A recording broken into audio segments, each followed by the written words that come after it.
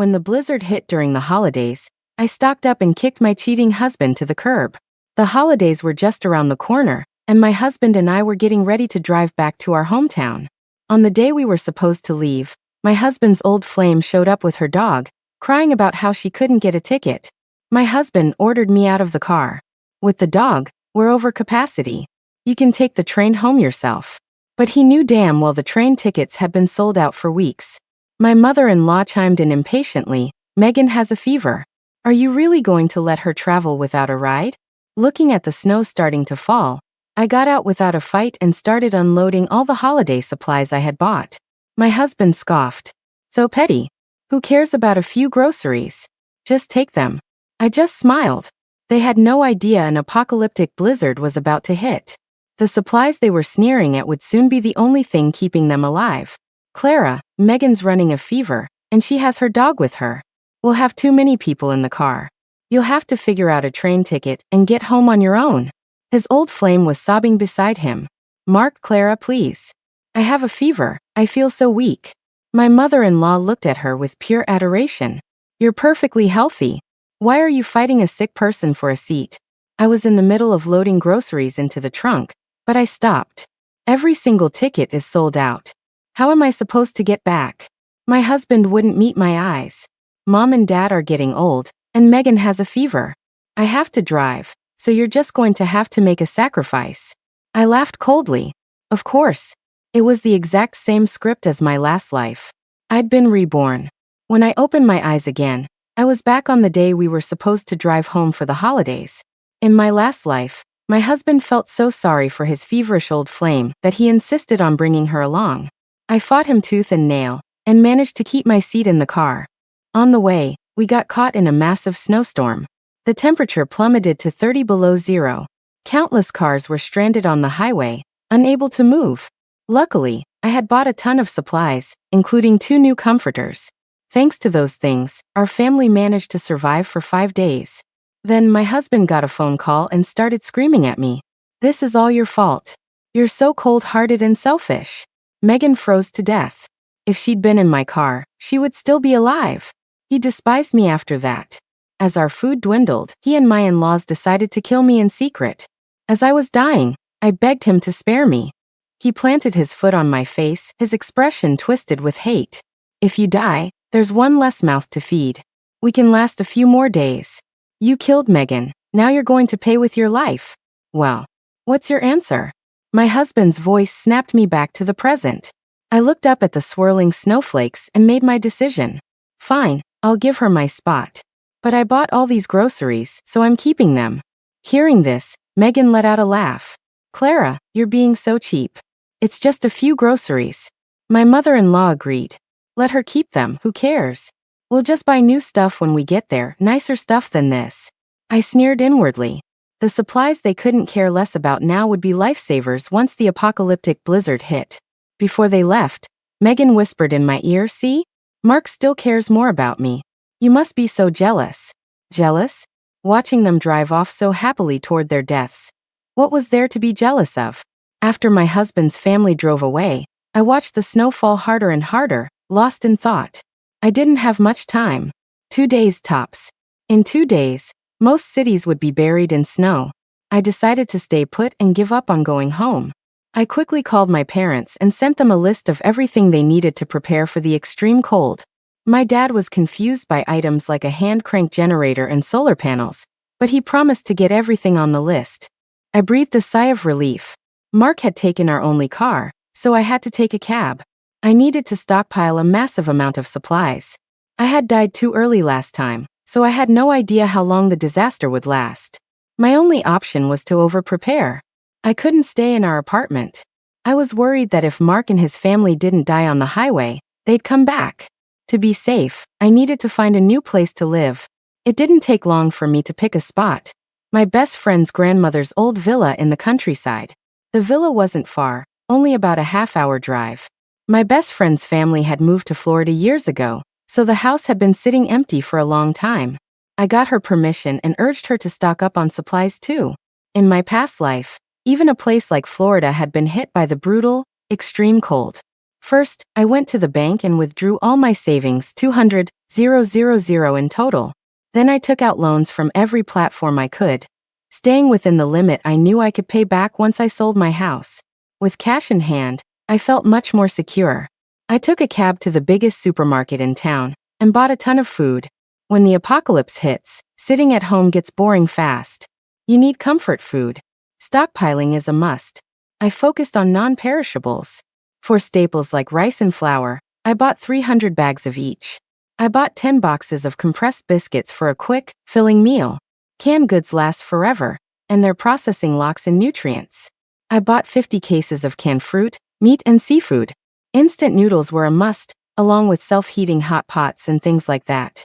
I picked out flavors I liked and bought 100 cases. I couldn't forget toiletries. Things like toilet paper and pads were essential, so I stockpiled enough for 2 years. I also stocked up on all kinds of seasonings and sugar. And I bought snacks, nuts, chocolate, cookies, potato chips, you name it. And of course the nectar of the gods, soda. A necessity. Water was critical. I bought enough bottled water for one person for a year, and ordered a simple water filtration system online for same-day delivery. For emergency lighting, I bought a case of candles. To avoid attracting attention, I made several trips. Even so, I overheard people muttering, "It's just a little snow. Why is she buying so much? Isn't she worried it'll expire?" I kept my head down, my mask on, and ignored them. I'm no saint, I can't save everyone. Cured meats like bacon and sausage store well, so I bought 100 pounds from a local market. Next, the most important category, cold weather gear. I went to several stores and bought a hand-crank generator, solar panels, and solar-powered chargers. You can store electricity too. I bought 20 high-capacity batteries. Between those and the solar panels, my basic power needs would be covered. I bought several of everything.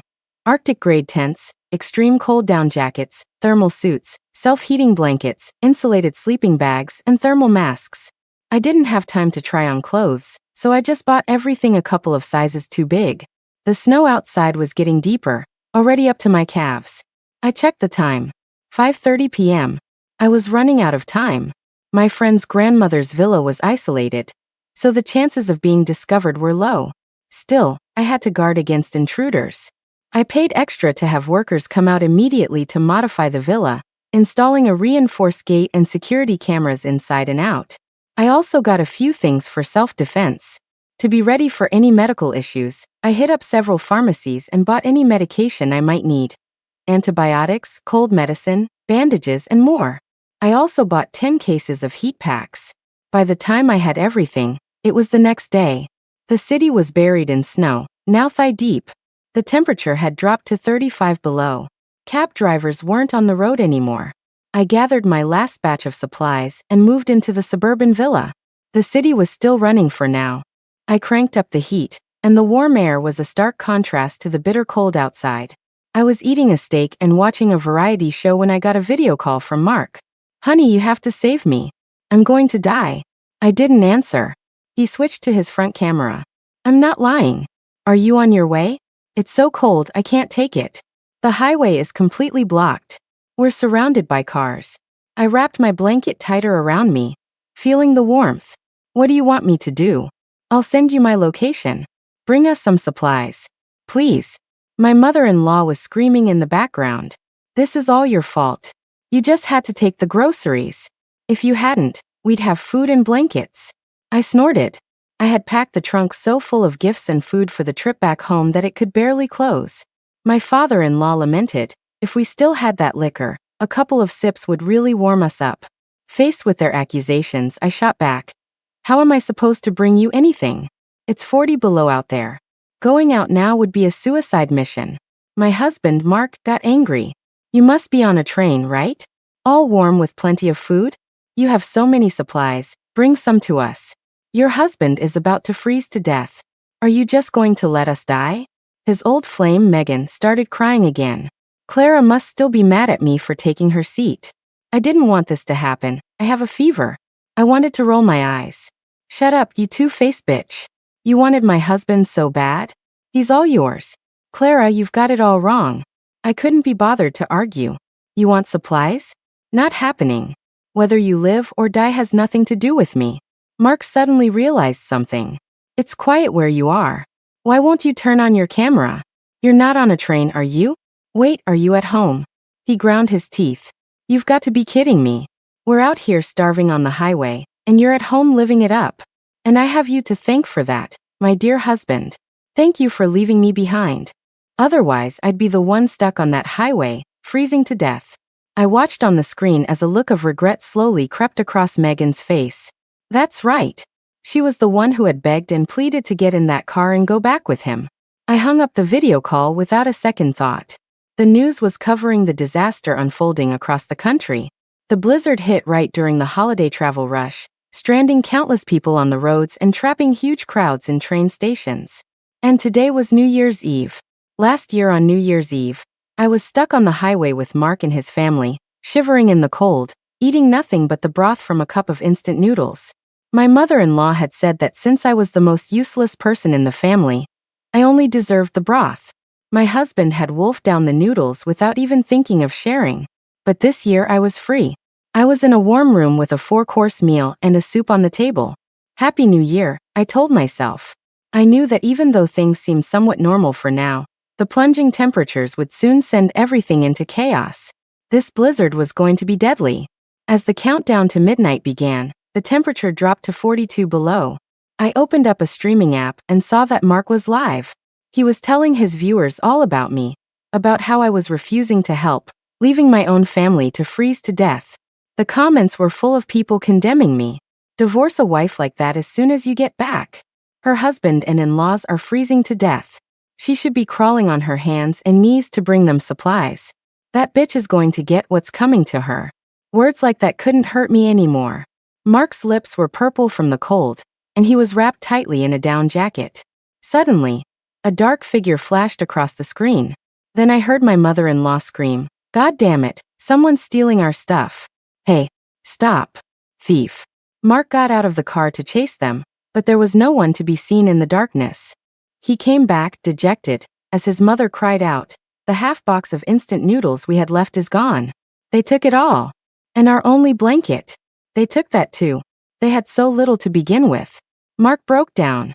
He turned and yelled at his old flame. "Weren't you supposed to be watching our things? How could you let them get stolen?"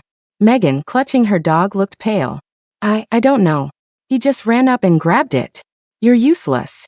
I never should have brought you." After a long silence, Mark looked into the camera. "Hey everyone, my wife loves to hoard stuff. Our apartment is full of supplies. I'll give you the address. You can go take whatever you want. Just bring a little bit to me, please." A moment later, I got a text from Mark. "Don't blame me for this. You wouldn't help me. In a little while, people are going to be breaking down your door to take your stuff. Regret it now?" I didn't reply. I just blocked his number. On the screen, Mark was full of confidence. "You brought this on yourself, honey." On my home security feed, I watched as someone picked the lock. They ransacked the place like robbers, clearing everything out. A few more groups of people came through after them. A wave of fear washed over me. I was so thankful I hadn't stayed there. I had found another place to hide out. Otherwise, no matter how much I'd stockpiled, it would have all been stolen. 3 days into the new year, the city's water was shut off. A wave of panic spread through the city as news of the apocalyptic blizzard circulated online. People were already dying from a lack of supplies. On the 4th day, the power went out citywide. The internet went down with it. Luckily, I had bought a radio beforehand so I could still get some news updates. Losing power was a huge blow. Without heating, homes turned into iceboxes. That's when my solar panels and battery packs proved their worth. I moved into one of the smaller bedrooms, since a smaller space heats up faster. My solar panels generated enough power to run the air conditioner. With the right inverter, I converted the DC power to AC, and soon I was basking in the warm air from the heater again. It was like the cold outside didn't exist. I sat in my room, eating a popsicle, drinking a Coke, and munching on a bag of fries. It was perfect. Sudden cold snaps make you sick, so to boost my immune system, I took extra vitamin C and D. Before the blizzard, I'd stockpiled some dehydrated vegetables. My fresh vegetables, only a week's supply, were almost gone. I had vegetable seeds, but the conditions weren't right for planting yet. I'd have to wait and see. The 6th day of the new year was my birthday. I made myself a simple birthday cake and a feast for lunch. Braised ribs, spicy boiled pork, stir-fried lettuce with garlic, pan-fried shrimp, and a winter melon meatball soup. I even opened a bottle of red wine. After I had eaten and drank my fill, I turned on my listening device. With the power out, Mark couldn't live stream anymore. The only way to know what he was up to was through the bug. Before New Year's, I had suspected Mark was cheating, so I planted a listening device in the car. I never found anything, so I forgot about it. I never thought it would come in handy like this. I heard the sounds of an argument. I was a little surprised. With so little food and shelter, they had actually managed to last for 7 days. Mark's voice was weak. I have a fever, I'm going to die. What do I do without medicine? My mother-in-law was comforting him. You'll be fine, son. Your dad went to find you some medicine. He'll be back soon. After what felt like a long time, my father-in-law returned. Honey, why are you covered in ice? And blood, you're covered in blood. I got 2 pills for our son's fever. Here, take them quickly. Dad, wake up. Dad. Honey, you can't die. What will I do if you die? My father-in-law had been stabbed in the stomach while trying to get fever medicine for his son. Between that and the extreme cold, he didn't make it. Mark took the medicine, and his fever broke soon after. The supplies they had in the car were all stolen from others, but even that was almost gone. The situation on the highway was growing more tense. It was chaos, people fighting over supplies, attacking each other, a constant sound of wailing and crying. Mark didn't seem to care that his father was gone. That's one less person. We can last another couple of days. My mother-in-law slapped him. Are you even human? That was your father. Mark shoved her to the ground. Why didn't you stop Clara when she took the groceries? If we had them, would we be out here stealing? This is all your fault. He kept screaming, it's so cold, and the food's almost gone. We're all going to die. His mother couldn't believe her son would blame her. She sobbed, you ungrateful monster. Megan suddenly spoke up. Mark, I have an idea. A way to solve our food problem. Mark asked eagerly, what is it? I'm about to pass out from hunger. Megan leaned in close to Mark's ear and whispered, trick your mom into getting out of the car. One less person means we can last a few more days. But that's my mother. And this in my belly is your son. Are you going to let us starve to death? Mark hesitated for a moment, then agreed. A little while later, he clutched his throat, gasping. Mom, I can't breathe. I think I'm having an allergic reaction. Mark was allergic to peanuts. For years, he'd been so careful about what he ate that he'd barely had any reactions. As expected, his mother was terrified. Son, don't scare me. Was it the cookies we had for lunch? Did they have peanuts in them? You wait here. Mom will go find you some medicine. Maybe someone in another car has some. With that, she stumbled out of the car. Megan quickly locked the door. Don't blame me, Mark. I'm doing this for our son. A long time passed. Just when I thought my mother-in-law had died out there, I heard a tapping on the car window. Son, open the door. It's freezing out here, let me in. His mother begged, son, please say something. Don't leave me out here. Then came Mark's muffled voice. Mom, I have to leave you. I have no choice. Megan is pregnant with my child. I have to take care of her. We're almost out of the food we stole. Dad's already gone. Mom, without you we can last a few more days. His mother's voice grew fainter. You ungrateful son, you wolf in sheep's clothing. You tricked me. She pounded on the door in despair, her cries heart-wrenching. Megan shouted, ma'am, you wouldn't want your own grandson to starve, would you? We can't open this door. Eventually, the mother-in-law's voice faded away. Inside the car, Mark had no idea that his mother was clutching a box of allergy medicine. She had endured the knife-like cold, begging for it from another car. Too weak to walk, she had crawled back step by step, her back a mess of bloody scratches, muttering the whole time, with this medicine, my son will be saved. She had crawled all the way back to the car, only to be met with her own son's cruel and calculated betrayal. The howling wind drowned out her last words. Son, Mom got you the medicine. She clutched the box tightly, freezing into an ice sculpture in the swirling snow. Finally, everything fell silent. No one cared about her. Megan opened the car door for a second, then quickly shut it. Your mom's frozen solid. Mark buried his head in his hands and sobbed a few times. Mom, Don't blame me. I really had no choice. I have to live. Megan is carrying your grandson, you know. Megan said smugly, that's right. The ultrasound said it's a boy. He can carry on the family name. As soon as we get back, you need to hurry up and divorce your wife. Mark agreed. So many people went to her place to get supplies. She's probably dead by now. Then the house and all her savings will be ours. Listening to their scheming, my heart sank. No wonder my mother-in-law and Mark were so obsessed with Megan. No wonder they were willing to abandon me to bring her home. They were worried something might happen to their precious grandson. So my gut feeling was right. Mark really was cheating on me.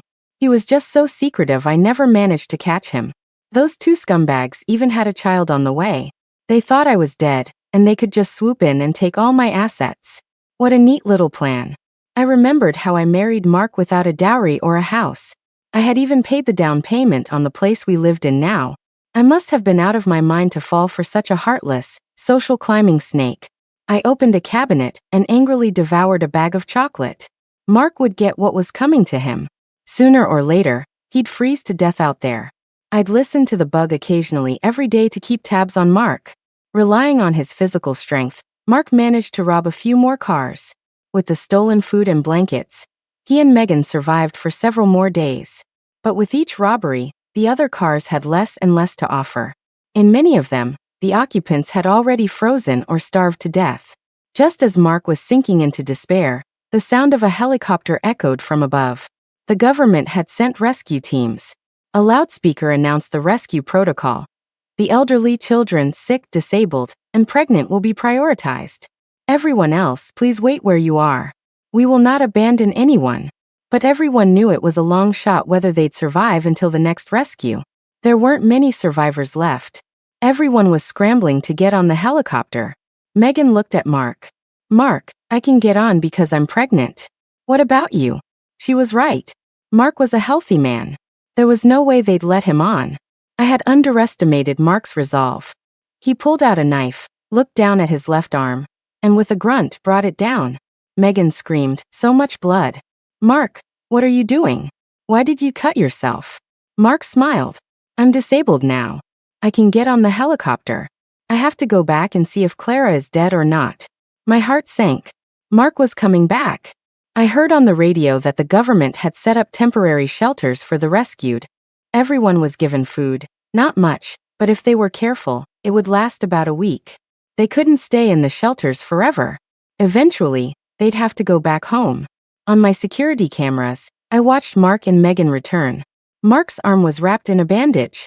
They were a far cry from the well-dressed couple who had left for the holidays. Their clothes were filthy, and they were so weak they could barely stand. Mark was full of regret. I never should have told people to come loot the place. The apartment was picked clean, but Mark still managed to find a little food hidden in the corners of the kitchen, snacks I had stashed away from him. Mark was always telling me to lose weight, but I couldn't resist hiding some treats. I never thought they'd end up benefiting him.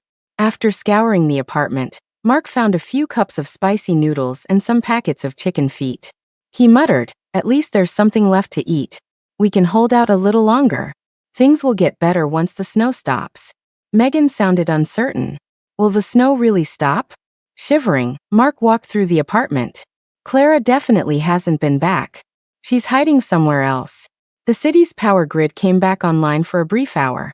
Seizing the opportunity, Mark video called me. I answered immediately, pointing the camera at my dining table. Compared to the feast laid out before me, the food Mark was holding looked pathetic. His face twisted with jealousy. Clara, you're living in luxury. I'm your husband. How can you be so cruel? Husband? A husband who got another woman pregnant? A husband like that, I'd rather not have. His expression changed. You knew? Yeah, I figured it out. You know, I'm not totally against taking you in. But Megan, that homewrecker, I just can't stand the sight of her. Mark glanced at Megan and said nothing. I continued, I have air conditioning here and plenty of food. Mark, when you kicked me out of the car, you never imagined you'd get caught in a blizzard, did you? It's a real shame you're still alive. The universe must be blind. Mark gritted his teeth, letting me mock him. Then he humbled himself. Clara, I regret everything. I realize now that you're the one I truly love. Megan and I, It was just a fling. Give me a chance. Let me make it up to you, okay? I'll think about it, I said, then hung up and switched back to the security feed. I deliberately gave Mark a glimmer of hope. It was the only way to turn him against Megan. A cheater and a homewrecker, I wasn't going to let either of them off the hook. As for the baby in Megan's stomach, I wasn't some saint. That child wasn't innocent, it was the product of their affair, a symbol of their sin. Sure enough, Mark was wavering. After all, he had seen the feast on my table and the stacks of supplies in my house. And in this sub-zero weather, I even had air conditioning. For Mark, that was an irresistible lure. Megan, oblivious to the situation, was complaining about the baby kicking and saying she was hungry. Mark yelled, "Your appetite keeps getting bigger. This is all the food we have. It'll last 3 or 4 days at most. If we don't ration it, we're going to starve. Why are you yelling at me? I'm carrying your son." A few weeks later, all of Mark's food was gone. The temperature outside had dropped to 60 below. Going out was a death sentence, and they both knew it. Panic was setting in. What are we going to do? I don't want to die. Mark clenched his jaw. There have to be other survivors in this building. We'll rob them, just like we did on the highway. With the holidays approaching, most people had gone back to their hometowns. Very few had stayed behind. As far as I knew, in our entire building, maybe only 3 or 4 families were left. Mark wrapped himself in the thickest blanket in the house and grabbed a kitchen knife. He wasn't gone long. When he came back, he was carrying stolen food.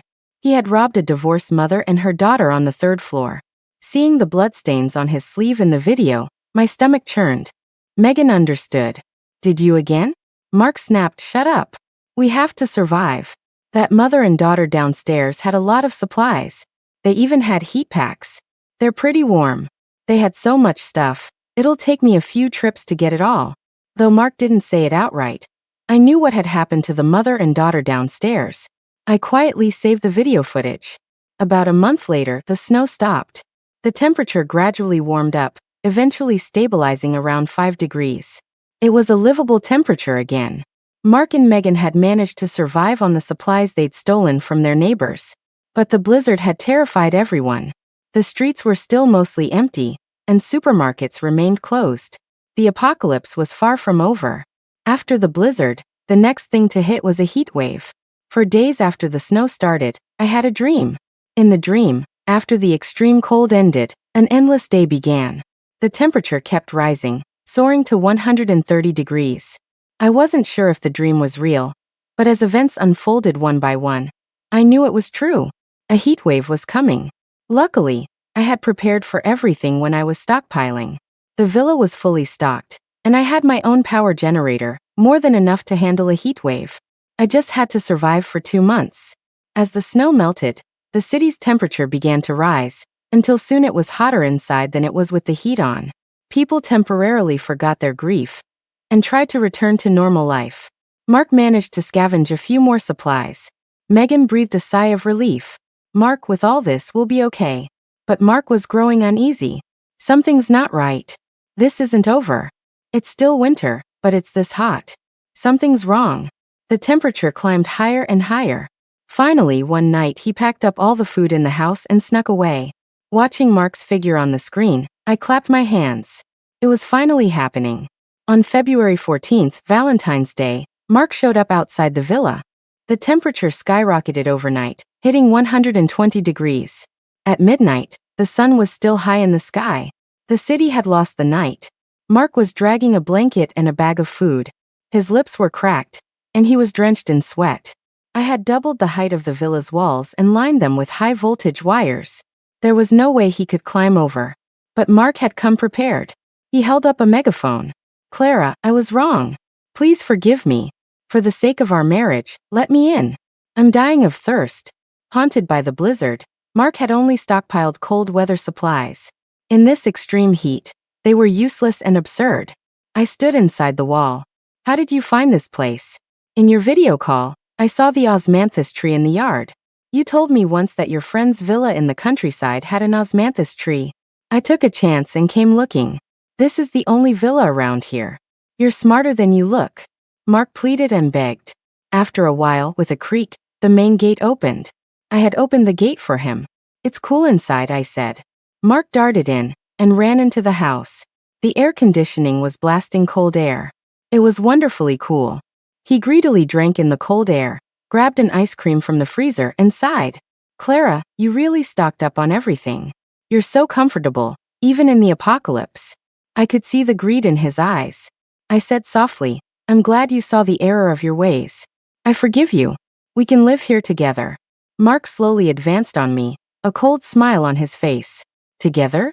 Clara, are you really that stupid? This villa is mine now. As for you, you can go to hell.